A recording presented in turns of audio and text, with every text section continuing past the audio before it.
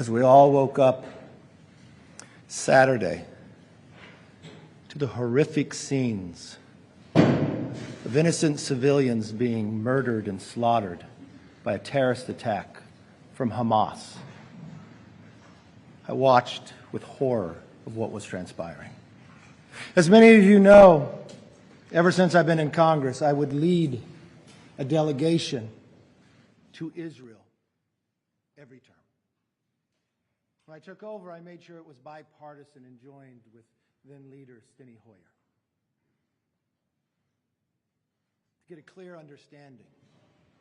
As Speaker, my very first trip internationally was to Israel. I spoke at the Knesset in honor of the 75th anniversary of the creation of their country.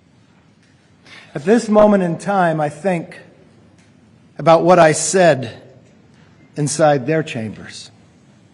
I said, our values are your values. Our heritage is your heritage. Our dreams are your dreams. America is grateful for our friendship with Israel. We are a better nation because of it, and we must never shy away from defending it. Now is the time for action. America needs a 5-point plan to meet this moment, to help our ally Israel, and to strengthen our own future. The very first thing we need to do is rescue the American hostages. President Biden's #1 priority right now must be finding out how many Americans have been taken hostage and get them home. From last night to this morning, the number of American deaths have doubled from 4 to 9. This administration must also make clear that harming any American will result in the wrath of the United States. We cannot repeat what happened in Afghanistan. It must be clear that we do not negotiate with terrorists, and no American will be left behind. Biden's policy on appeasement, including money for hostage deals, must come to an end. His policy has only emboldened terrorists, and handing over $6 billion to Iran only helps the cause. In explaining that to members of Congress, they said they had provisions to refreeze the money if Iran has done something wrong. They should freeze the money back today. Secondly, the leader of Hamas is reported to be sitting in a 5-star hotel cheering, watching women, children, grandparents being slaughtered and murdered in the streets. President Biden should demand his extradition now. Second, we must be there for our friend Israel. And what that means, it means action now. You see, I've been down to Gaza many times. I've sat next to the Iron Dome in a bipartisan group of members from both sides of the aisle. When we talked to those soldiers and asked them what they feared, is to be overwhelmed. See, a battery of an Iron Dome would go up and knock out a missile. It would first calculate where that missile was going and go next to it and knock it out. But it only has about 20 missiles at a time. We're watching 5,000 go. We always knew their plan was to build enough missiles to overwhelm, and that first set of missiles to be dumb missiles until you took out all the ability in the Iron Dome to knock them down. Then you send the precision-guided long-range missiles to go to larger populations. We need to resupply Israel where they have no doubt that they will ever be overwhelmed. Third, we must confront Iran. Hamas is Iran's proxy. They brag that they were helped by Iran to attack Israel. We must counter this new axis of power. It's an evil axis of Iran, Russia, and China. By building stronger coalitions across the Middle East, we must also expand the Abraham Accords to promote peace and freedom. 3 years ago, there was not war in Europe or in Israel, but today there is. The United States must reinstate the maximum pressure campaign against Iran. Refreezing the $6 billion is only the start. But under the last administration, Iran was only producing 400,000 barrels of oil a day. Now it's 3 million. They're making billions of dollars. If you look at the foreign currency reserves, 3 years ago, Iran had 4 billion. Today it's 70 billion. They are wealthier, richer, and stronger under this Biden administration, and they're using that wealth to fund terrorism, attacking our allies and killing Americans. And it must stop today. Sanctions should go on Iran's production of oil, and we should replace it with American energy.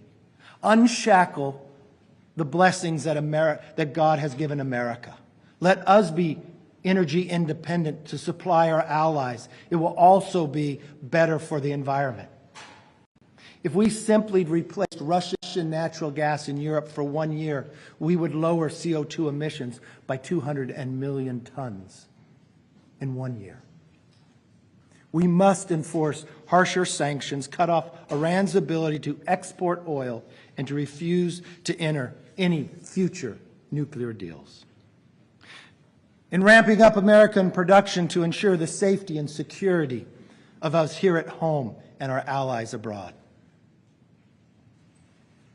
In the long term, we need to rebalance the power dynamics in the region, which means making America the energy powerhouse of the world.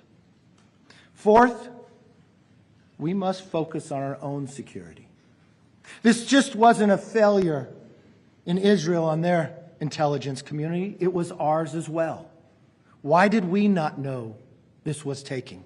Why do we have a Secretary of State who says he has no knowledge if Iran wasn't involved? He has less knowledge than the Wall Street Journal of meetings in Beirut and others, of a sophisticated plans going on for months. In an own Twitter notice of more than 40 days ago of Hamas telling us preparing for war. In looking at our own intelligent failures, we have to look to our border. In 2019, there was 0 arrests of people on the FBI terrorist watch list trying to come across our border. Just in this year alone, there's 151 from 160 different countries. In my own state, we caught 2 coming from Yemen on the terrorist watch list, from China and others. Why are they coming to America? What do they have planned? And who are they communicating with? President Biden has said previously that he believes the #1 threat to America is facing is climate change. That is not true. The #1 threat killing Americans is terrorism. The #1 threat is an open border. The #1 threat is weakening our economic power by lowering our ability to produce our own energy. Our #1 threat is appeasement and funding Iran. Our #1 threat is letting the buildup of the axis of the evil power of Iran, Russia, and China. Rather focus on his Green New Deal, he should focus on protecting the American people. We need an immediate assessment of our own areas of weakness and a glaring weakness in our own southern border. We know that individuals on the terrorist watch list has crossed Biden's open border. Who are these people? Who are they in contact with? And what are their plans to here in America? Fifth, as we look inward, we must confront anti-Semitism in the United States. To every single president of a college and university, do not sit back. Do not let anti-Semitism grow. Confront it and deny it. Condemn it. And the anti-Semitism here in this House Saying no comment is not leadership. Allowing elected members of this body to speak anti-Semitism and not condemn it is wrong. To avoid it is wrong. As Speaker, I watched a member on the other side of the aisle try to reserve a building in here to celebrate anti-Semitism. I removed it. I removed a member from Foreign Affairs based upon anti-Semitism. I watched others yesterday continue those remarks. I watched the leadership on the other side say no comment. Have we not learned anything from history? Have we not understand the moment in life we are living? Do we not realize that weakening America strengthens our enemies? Allowing Iran to produce more oil, appeasement, paying ransoms for American hostages has only made us weaker on the world stage. These 5 actions must be taken now. And to the President, turn off the barbecue and speak to the American people. Be the leader the world is looking for. Otherwise, the world will stay unsafe. With that, I'll take some questions. Yes. Given this crisis overseas, there's been a lot of focus on paralysis here in the House. Over the weekend, several of their members even called for you to be reinstated as Speaker. Do you envision any scenario in which you could be a candidate for Speaker, especially with a deadlock in this race? Look, this is about a moment in time. This is about what America's going to do.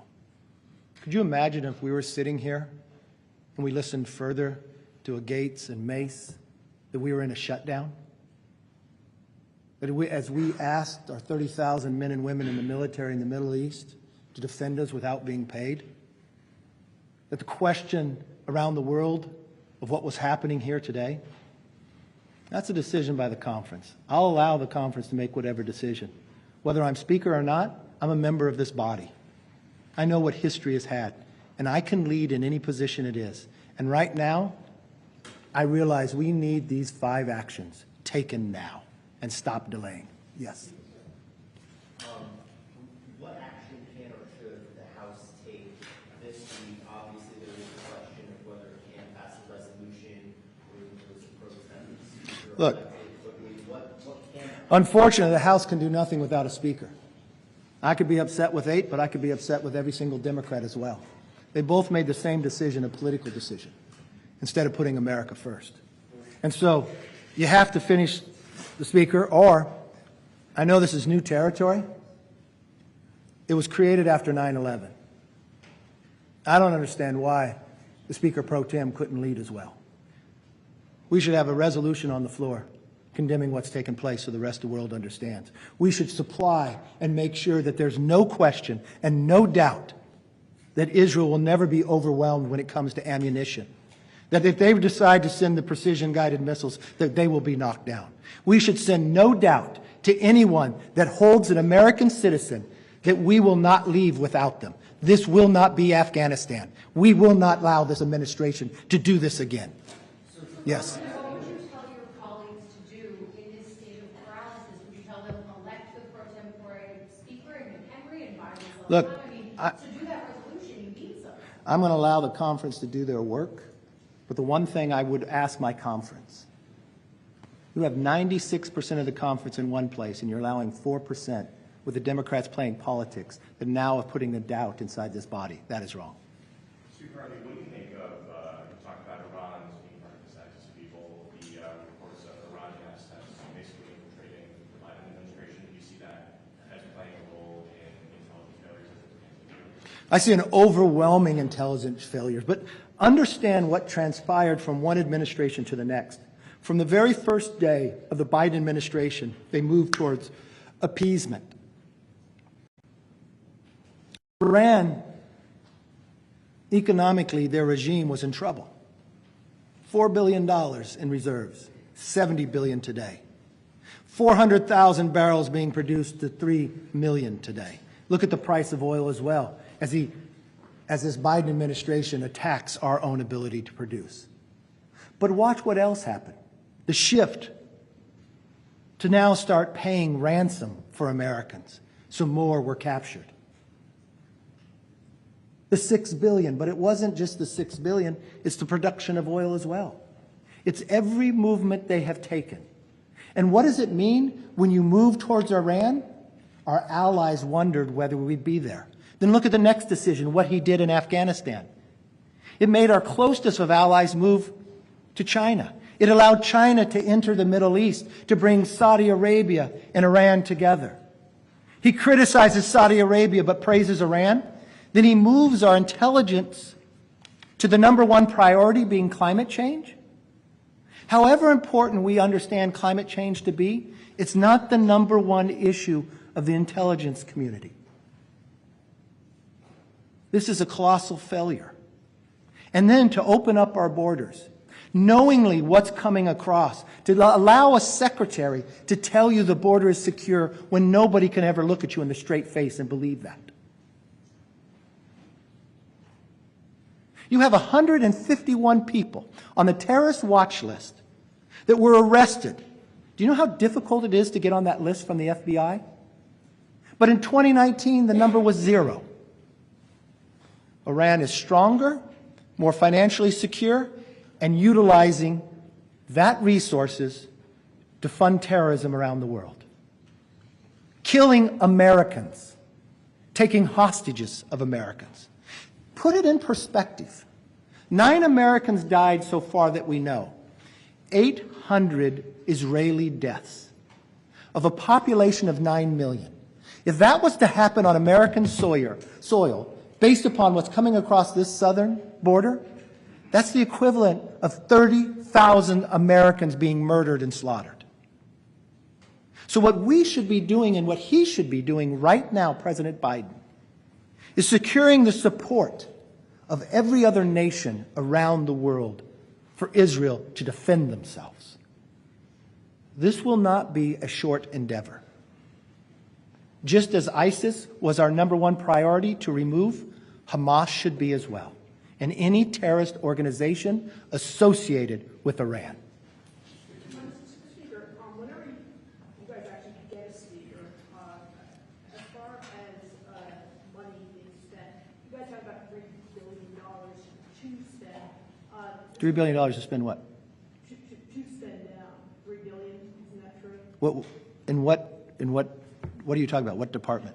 Well, as far as Homeland. You have a number of areas to spend. Are you talking about $3 billion to spend on the border, $3 billion to spend in weapons, $3 billion to spend where?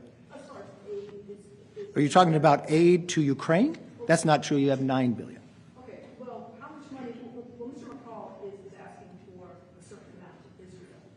Right now in Israel, we store ammunition. We should be able to release that.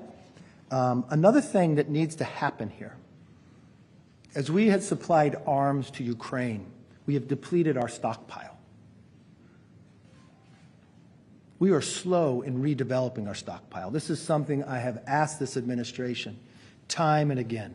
I believe it could be a bipartisan, that we should expand our ability of production so we are never caught short. And we watch this terror. And the one thing you have to realize, this new evil axis of power work together. But how can our own intel department not realize what the Wall Street Journal knows of meetings in Beirut, of planning, of even on the internet, of saying 45 days ahead? This was the 50th anniversary. As this took place, I have many friends in Israel, in government and out. I called the speaker, Ohana. We're close.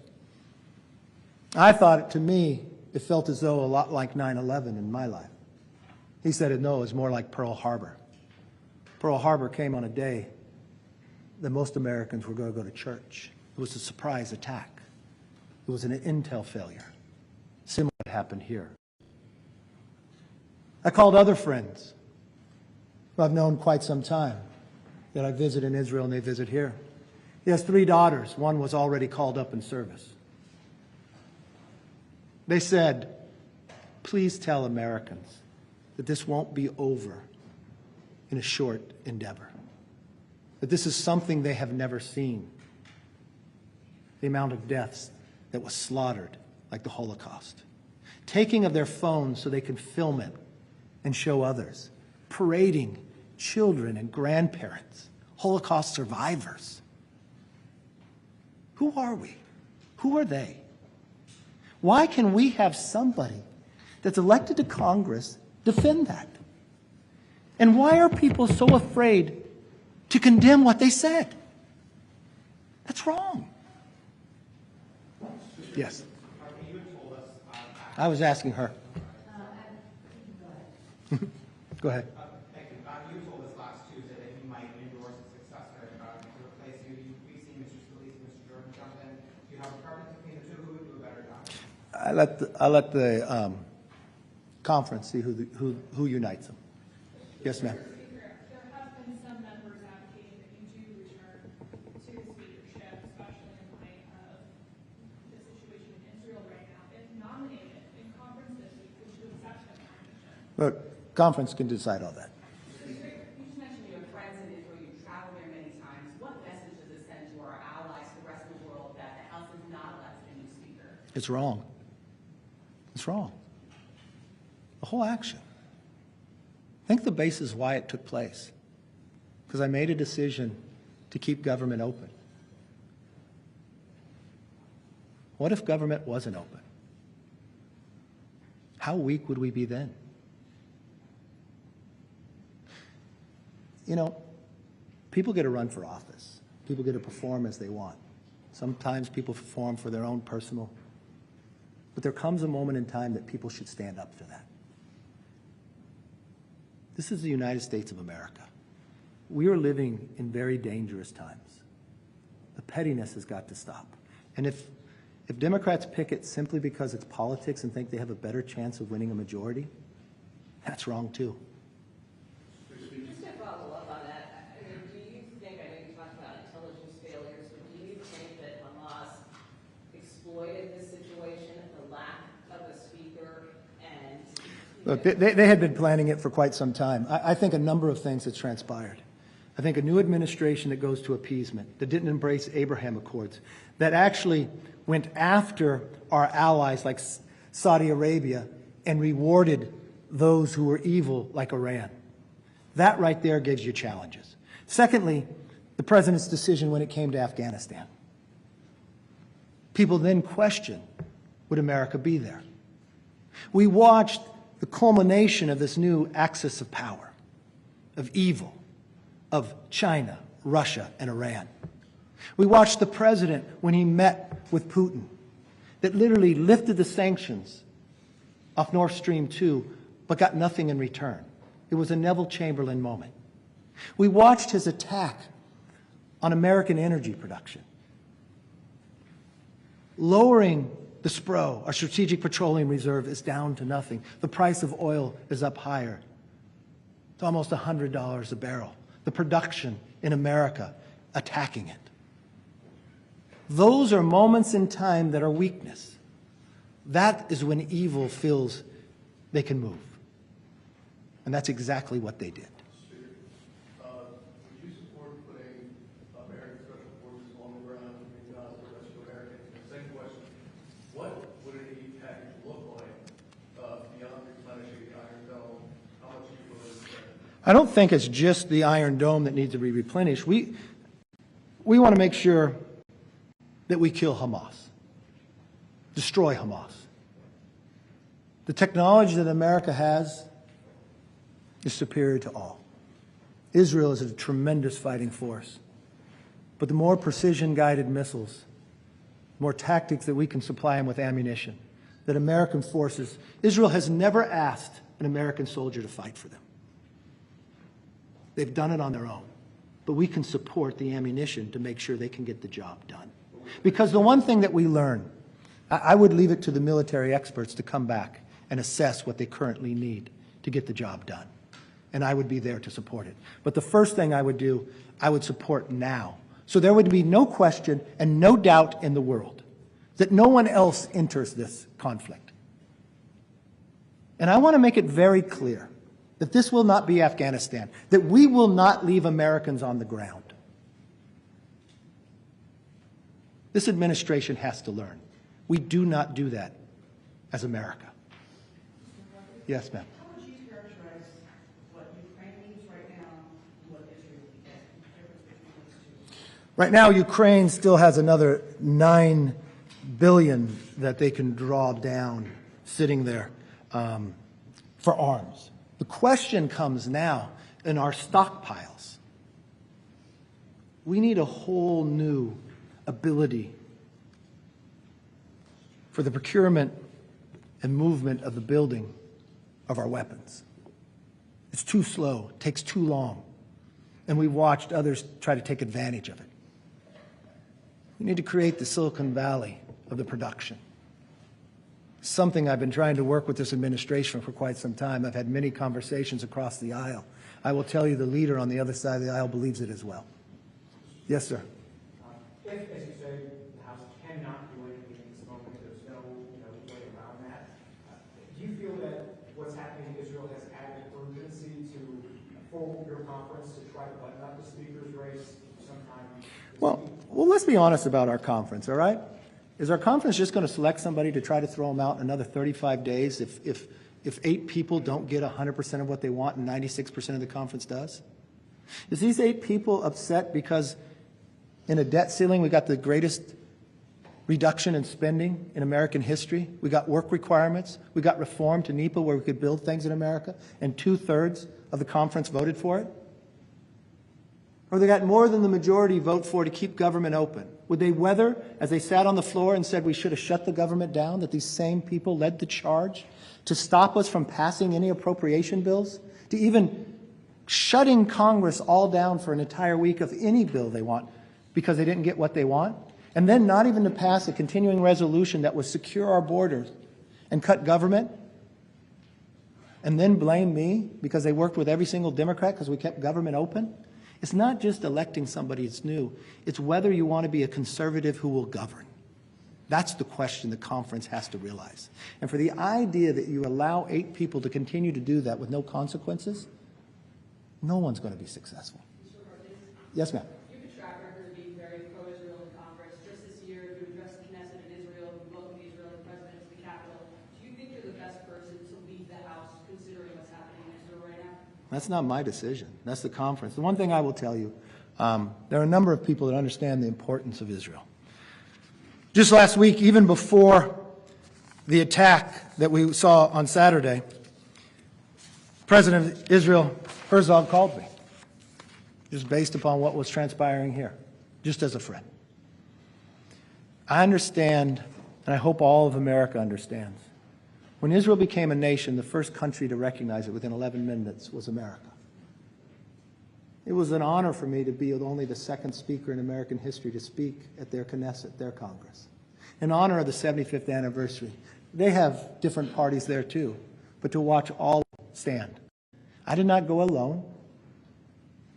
I took a big bipartisan group of members because I know that's where we stand. But when I watch and hear and read what some inside Congress, anti-Semitic comments, that really disturbs me. Yes? What has kind of gone into your, just a little bit of a change in mindset where you're now saying that you're open to being considered a speaker? Look, is the tax playing to that, or is there something else? No, I think the basis here, don't mistake what I'm saying. You asked me a question. I simply said, the conference decides that. I don't decide that. The conference has to come to an understanding. If this conference, regardless of who's going to be speaker, if it allows a few individuals that love a camera more than they love the American public, we're not going to govern. If you want individuals that stop any movement, then blame the speaker because something didn't happen, we're not going to be productive. I'm a conservative that believes in governing in a conservative way. I can only think if government was shut down right now, what would we be talking about? What would our men and women even be questioning? What would the border look like? Would people around the world, would Iran take advantage of that? They might be taking advantage of the border right now. Yes, sir. What can Speaker Pro Tem McCarthy do? I know there's no precedent for it. So what can you do to help Israel? Look, we're in new territory. It was developed because after 9/11, questioning what if the speaker wasn't there. I think at a moment in time, our conference needs to decide who should lead. If not, we shouldn't sit back. So just a really fine point on that.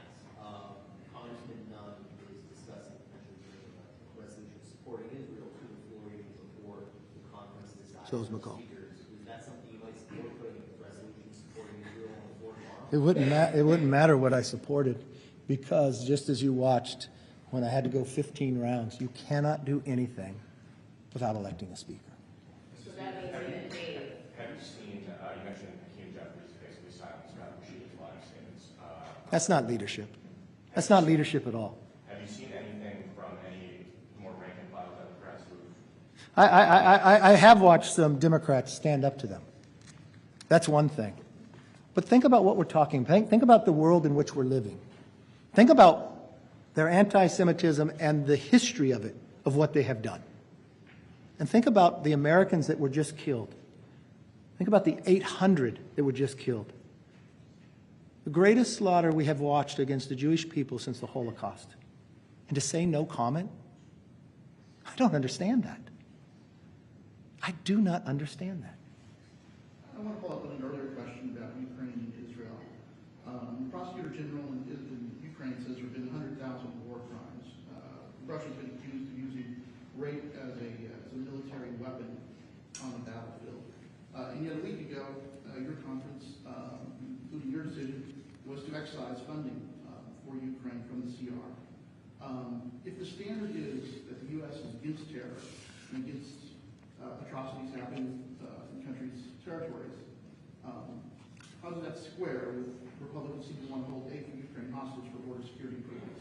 Easily, because nothing was going to change with Ukraine because there's $9 billion. There's $9 billion the administration can draw down. So there's no change in that. But also, I'm concerned about our southern border.